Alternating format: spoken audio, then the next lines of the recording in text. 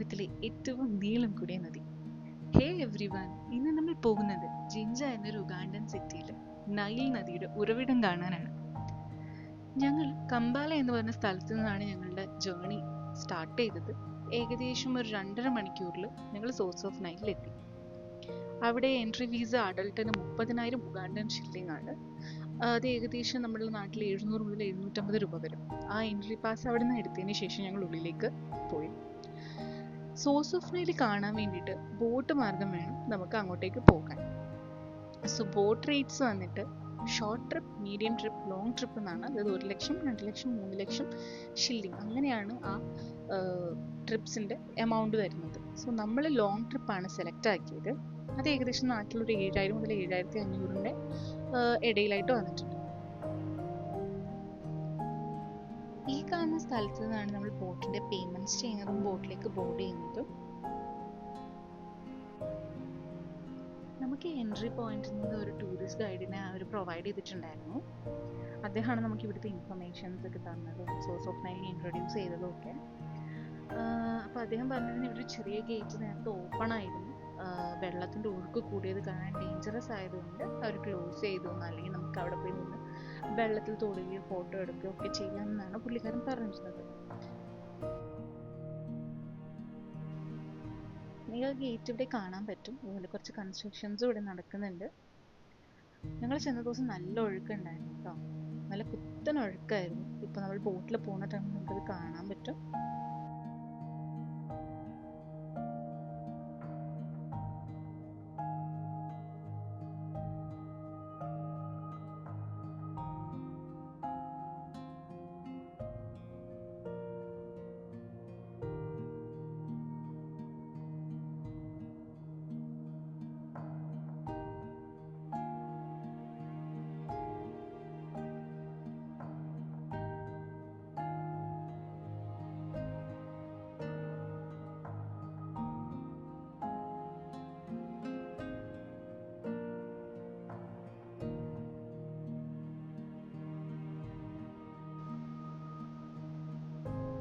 ഞാൻ നിങ്ങളോട് നേരത്തെ പറഞ്ഞില്ല, നല്ല കുത്തനെ ഒഴുക്കുള്ള ദിവസമായിരുന്നു ഞങ്ങൾ വന്നതെന്ന്.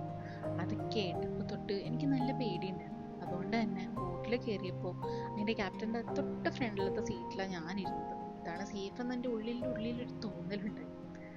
വെള്ളവും ഹൈറ്റും ഒക്കെ നല്ല പേടിയുള്ള എനിക്ക് ഇതൊരു എക്സ്ട്രാ അഡ്വഞ്ചറസ് ട്രിപ്പ് പോലെയായിരുന്നു കേട്ടോ. ഈ കരണ്ടിലൂടെ കയറിയപ്പോൾ സർവ്വ ദൈവത്തെ ഞാൻ വിളിച്ചിട്ടുണ്ട്. എൻ്റെ കൈയൊക്കെ തണുത്ത് വിറച്ച ഒരവസ്ഥയിലായിരുന്നു. അത്ര പേടിയാണ് എനിക്ക് വെള്ളമൊക്കെ. പക്ഷേ കുറച്ച് ദൂരം പോയി കഴിയുമ്പോൾ സേഫ് ആണെന്നൊരു ഫീല് വന്നപ്പോഴാണ് എനിക്ക് കുറച്ച് കംഫർട്ട് ആയത്.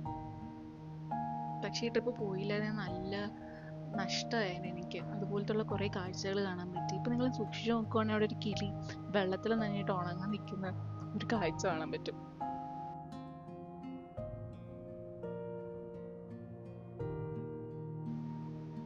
ഞങ്ങളുടെ ഗൈഡ് പറഞ്ഞത് പ്രകാരം ഇവിടെ 150-ൽ പരം സ്പീഷീസ് ബേർഡ്സിനെ കാണാൻ പറ്റുമെന്നാട്ടോ പറയണേ. നിങ്ങൾ ശ്രദ്ധിച്ചു നോക്കുവാണെങ്കിൽ ഓരോ മരത്തിലും പലതരത്തിലുള്ള ബേർഡ്സിനെ നിങ്ങൾക്ക് കാണാൻ പറ്റും. നൈലിന്റെ ഉത്ഭവത്തെ പറ്റിയിട്ട് ഇപ്പോഴും വിവാദങ്ങൾ നിലവിലുണ്ട് കേട്ടോ. പരമ്പരാഗതമായിട്ട് നൈലിനാണ് ഏറ്റവും നീളം കൂടുതലെന്നായിരുന്നു കരുതിയിരുന്നത്. ബ്രസീലിൽ ഈ ഇടയ്ക്ക് നടന്നൊരു സ്റ്റഡിയിൽ ആമസോണും അതുകൊണ്ട് ചേർന്നിട്ടുള്ള ഒരു കായലും ചേർന്നതാണ് ഏറ്റവും നീളം ഏറിയതെന്നാണ് ഇപ്പൊ പറയുന്നത്. ഇതിൽ എത്രമാത്രം ശരിയുണ്ടെന്ന് അറിയില്ല. ഞാൻ ക്രോസ് ചെയ്ത സമയത്ത് വായിച്ചറിഞ്ഞ അറിവാണ്. എന്നെ തിരുത്തണേ നിങ്ങൾക്ക് ജസ്റ്റ് കമന്റ് സെക്ഷനിൽ പറയട്ടോ.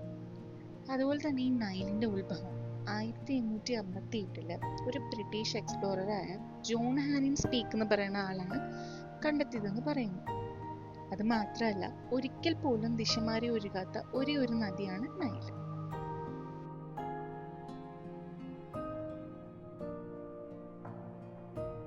വിക്ടോറിയ ലേക്കിൽ ഉത്ഭവിക്കുന്ന നൈൽ നദി 11 രാജ്യങ്ങളായ Congo, Tanzania, Burundi, Rwanda, Uganda, Kenya, Ethiopia, Eritrea, South Sudan, Sudan, Egypt വഴി ഒഴുകി മെഡിറ്ററേനിയൻ കടലിൽ പതിക്കുന്നു.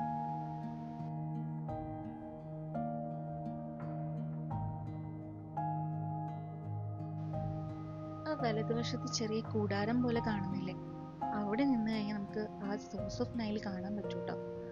അവിടെ നമുക്ക് ഇറങ്ങാൻ പറ്റും. പക്ഷെ ഇപ്പോൾ തിരക്കുള്ളത് കാരണം നമ്മൾ എന്താണെന്ന് വെച്ചാൽ കുറച്ചും കൂടി ലോങ് പോകുന്നുണ്ട്. അവിടെയുള്ള കാഴ്ചകൾ കണ്ടിട്ട് തിരിച്ച് നമുക്ക് ഇവിടെ വരാം.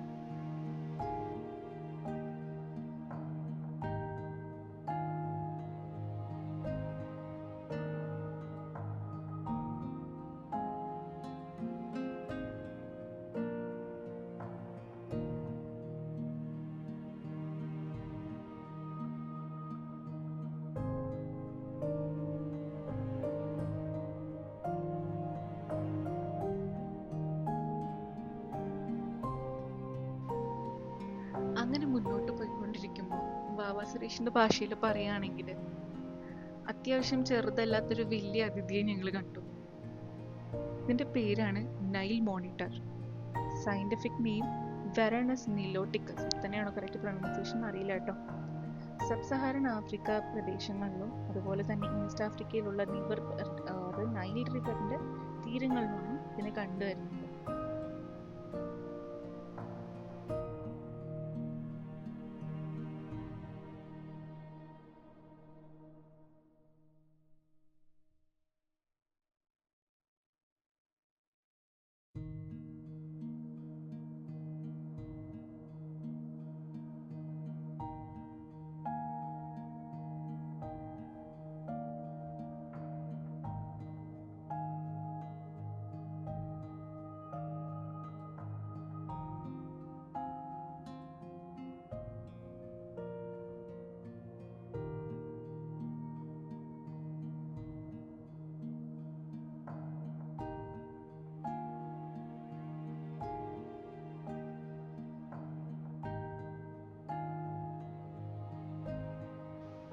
ഈ ഇടതുവശത്ത് കാണുന്നത് എപ്പിക് എസ്കപ്പേറ്റ്സ് എന്ന് പറയുന്ന ഒരു വാട്ടർ ലെഷർ ആക്ടിവിറ്റീസ് ഒക്കെ പ്രൊവൈഡ് ചെയ്യുന്ന ഒരു സ്ഥലമാട്ടോ. ഇവിടെ വാട്ടർ ബൈക്കിംഗ്, പിന്നെ ട്യൂബിംഗ്, ബോട്ട് റൈഡ്, പിന്നെ പാട്ടിയുടെ ബോട്ട്സ്, കയാക്കിംഗ്, ബോട്ട് ബൈക്കിംഗ്, പിന്നെ വാട്ടർ റാഫ്റ്റിംഗ്, ഹോഴ്സ് റൈഡിങ്, പിന്നെ സമൂഹ ഐലൻഡിലോട്ട് ട്രിപ്പ് കൊണ്ടുപോകും. അങ്ങനെ കുറേ പരിപാടികളുണ്ട്. പിന്നെ വെള്ളത്തിലധികം പേടിയില്ലാത്തതുകൊണ്ട് ഒന്നും ചെയ്യാൻ ഞാൻ മുതിർന്നില്ലാട്ടോ.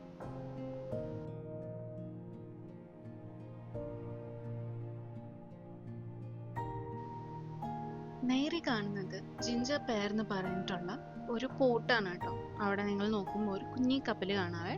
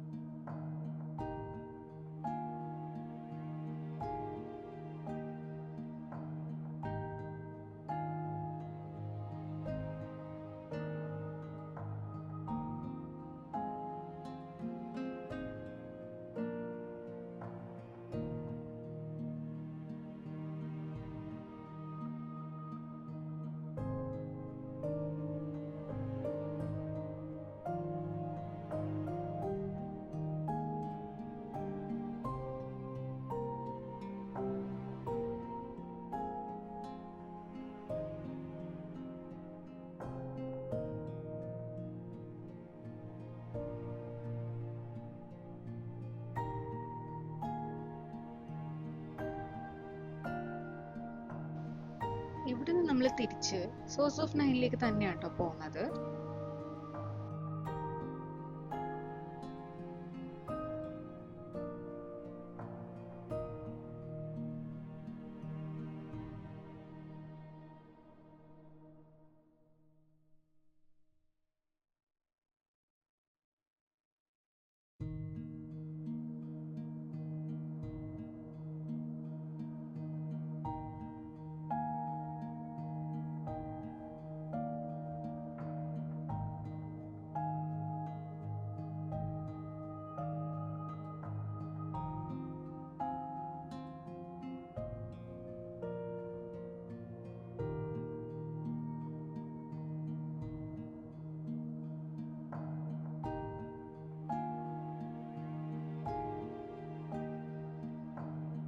അങ്ങനെ നമ്മളുടെ സോഴ്സ് ഓഫ് നൈലിൽ നമ്മൾ ലോങ് ട്രിപ്പ് എത്തിയിരിക്കുകയാണ്. നിങ്ങൾ ശ്രദ്ധിച്ച് നോക്കണം. ഞാൻ ആ വീഡിയോ കുറച്ച് നേരെ എടുത്തിട്ടുള്ളൂ. ആ വീഡിയോ ഒന്ന് നോക്കുവാണെങ്കിൽ നിങ്ങൾക്ക് കറക്റ്റായിട്ട് കാണാൻ പറ്റും. ഇതാട്ടോ ആ നമ്മൾ കണ്ടുന്ന ഷെഡ്. ഇവിടെ ഒരു സൂനി ഷോപ്പൊക്കെ ഉണ്ട്. ഇവിടെ നിങ്ങൾ ശ്രദ്ധിക്കുവാണെങ്കിൽ സൈഡിൽ കൂടെയുള്ള ഒഴുക്കുണ്ട്. പക്ഷേ ഈ ഒരു പെർട്ടിക്കുലർ നടുക്കുള്ള വശത്ത് അടിയിൽ നിന്ന് വെള്ളം പൊങ്ങി വരുന്നതായിട്ട് നിങ്ങൾക്ക് കാണാൻ പറ്റും. ഇതാണ് സോഴ്സ് ഓഫ് നൈൽ എന്ന് പറയുന്നത്. ആ ഒരു പെർട്ടിക്കുലർ ഭാഗത്തുനിന്ന് വെള്ളം ഇങ്ങനെ മുകളിലേക്ക് പൊങ്ങി വരുന്നത് നിങ്ങൾക്ക് കാണാൻ പറ്റും. സൈഡിലുള്ള ഒഴുക്കുകളൊക്കെ ശ്രദ്ധിക്കുമ്പോൾ നിങ്ങൾക്ക് മനസ്സിലാവും.